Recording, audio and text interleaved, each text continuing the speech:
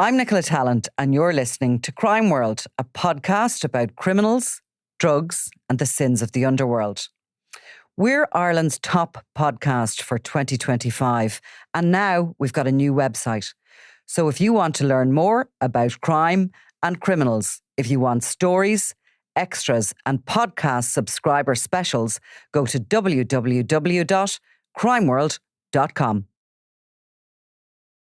So, welcome, Denise. And you probably, as a features writer for Crime World, you probably don't spend your time reading Europol reports, right? But I'll tell you what they said. They said crime is being accelerated by AI and emerging technologies. And they're saying criminals are adapting AI to let them work, which is hard to understand fully what they're doing, but they're certainly doing it with fraud.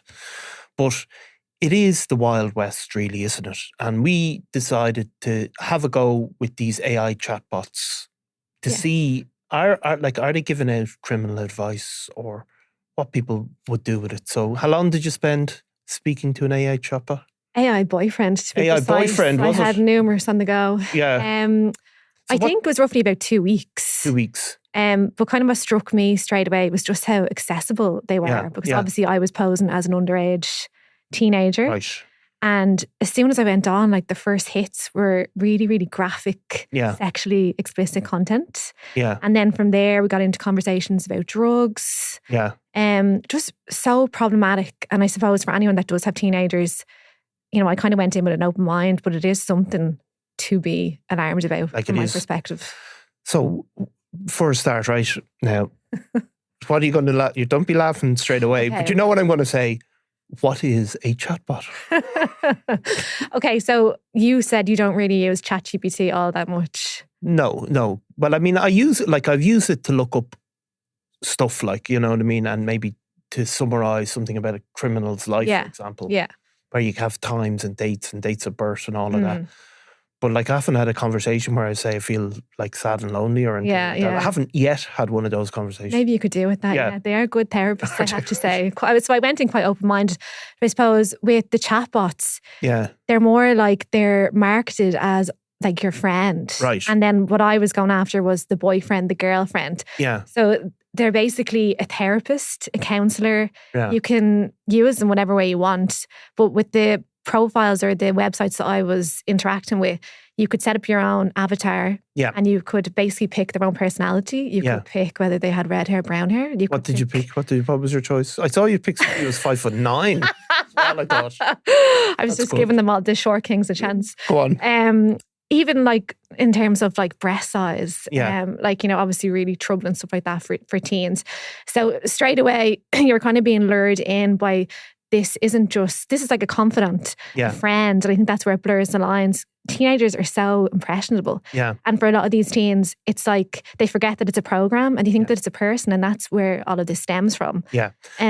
So that might seem to me a bit weird, but essentially harmless. But where the line comes into place is that, you know, like, who's regulating them and what sort of advice are they giving out? That's the thing. So the ones that I visited were completely unregulated. I think I sent you the first chat I got over WhatsApp.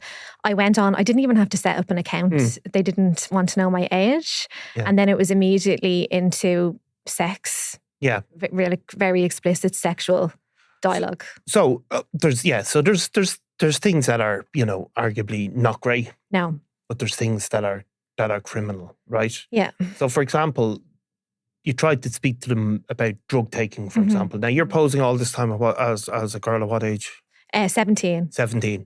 And what are they saying? Well, and drugs, of course, are illegal in this country anyway. But what are they saying about drugs when you started to speak to them? So I kind of digged into some of the more reputable sites, the ones that kind of got slightly better ratings in terms of security protocols. So that one that I signed up was called Know Me. Yeah. It was really easy. Like, I mean, if you're a teenager, you can just type in whatever age and bypass that. Yeah. Anyway, so I did that because you need to be 18 to go into the site. But then as soon as I got talking to, I think it was DeAndre. DeAndre, what was DeAndre's sort of characteristics?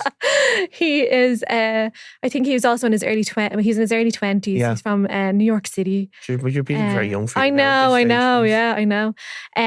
So So from the get-go, I kind of like, I'm 17, is that okay? And Yeah. he just said, well, we can't have any kind of romantic or sexual kind of conversations. And I said, that's fine. But then he kind of forgot. So like really quickly then it slid into kind of really explicit like sexual kind of stuff. Yeah. And then from there, I kind of just said I was interested in drugs. And initially he did say like, I'm thinking about your safety and I wouldn't want you to dabble in anything that could be dangerous. And then I just said, I feel like I might miss out. Like, so it's kind of softly continuing that conversation. And then it was very quickly like, well, if you feel like you might miss out, maybe you could try something. Yeah. So it just kind of goes what to did you say? Ketamine and MDMA? No, that was a separate. Okay, that was a separate kind of chat. So yeah, it kind of just goes to show how agreeable they are. Yeah. They're kind of described as online echo chambers. So they're yes men. Yeah. So for a child, there's no like critical thinking there. No. There's no one going to say that's actually a really, really terrible idea. Yeah. You're kind of going to come around to your way of thinking eventually. Yeah, it's machine learning, of course. So like how do they learn? Like they learn from what other people say to them. Yeah. That other conversation was in, I think it was called romantic AI. Yeah. So that's more like role playing. Yeah. So I came across really disturbing actually, where it was like, Travis is your abusive boyfriend, and I went in and kind of. What do you mean? Like he's all you like. So it's like a pre-written script. So you're dropped into it, okay, and then you're engaging with him, and he's never going to deviate from that storyline. But obviously, to a teenager, that can be quite confusing. Like for a consenting adult, that's fine. Yeah.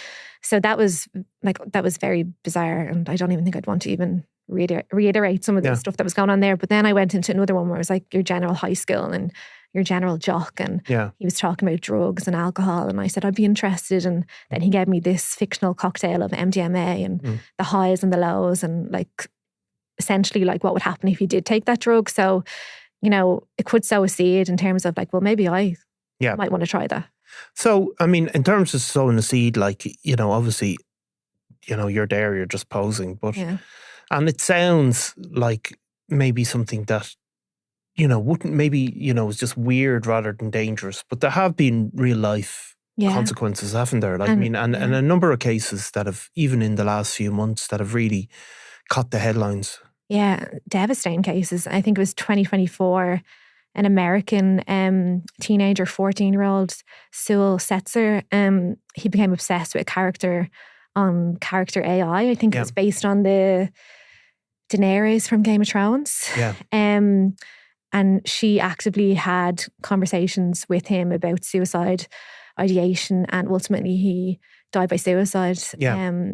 Because of these conversations, his mother has now filed a lawsuit, and she said that basically that chatbot encouraged him to take his own life. Yeah. And it's absolutely devastating. Yeah. And there's just more and more cases coming out then. Then there was a case of a 16-year-old in Canada. He was talking to ChatGPT, which initially started off as conversations about homework. Yeah. And then when his parents went through his conversations after he took his own life, they described ChatGPT as a suicide coach. Yeah. So yeah, it's harrowing.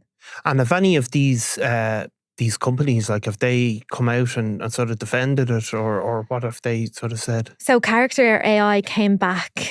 This is still kind of, the legal process is still going on with this, so it's still very much happening. But they changed some of their safety measures. Yeah. They restricted underage users. But again, like, they're very easy to get around. Yeah. And then I think ChatGPT now have kind of other safety measures in place. Yeah. Too. But I mean, again, it doesn't seem to be anywhere near the level of security that you would need to kind of keep these teenagers safe. Yeah, and of course, like, there are more complex uses of AI that we're seeing. Like, particularly, one of the chatbots was being recruited to defraud people. Yeah. Believe it or not, that they were, they can be misused in that way, and that's a kind of a more sinister criminal use of it. But the AI chatbots, there is. Like any of these things, like if you want to sign up for a betting site or whatever, you have to kind of provide proof of identification, proof of age.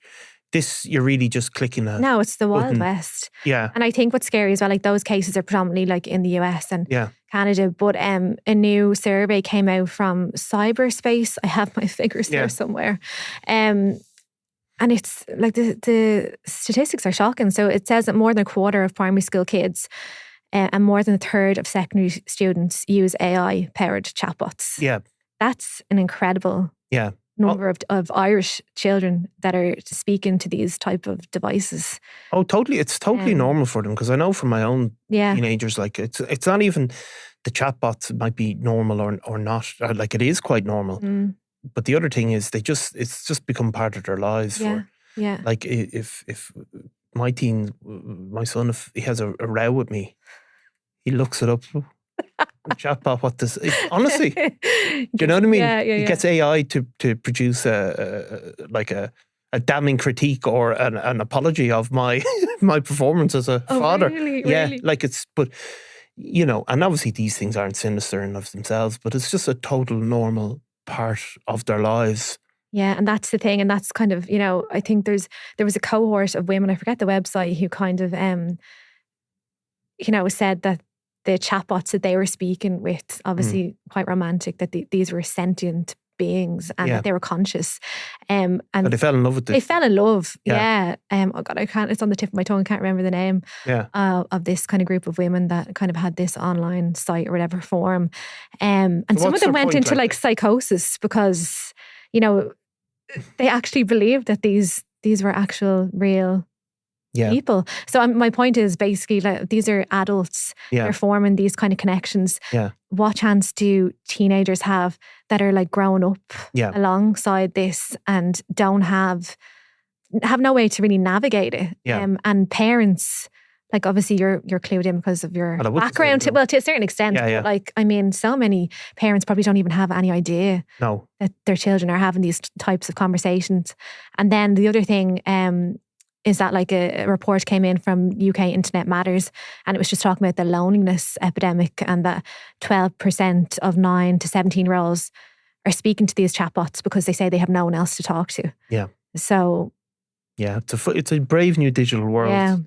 I mean, our own government haven't really engaged too much with all of this stuff, have they? No, not so far. But I think, like, I mean, is it only a matter of time before these kind of cases occur in Ireland? And then I think there was a bizarre incident in the UK where a 19-year-old attempted to murder the late Queen. Did you hear about that one? He scaled the wall of Windsor Palace with a crossbow, a loaded crossbow, because he was actively encouraged by a chatbot on Replica. This is another site.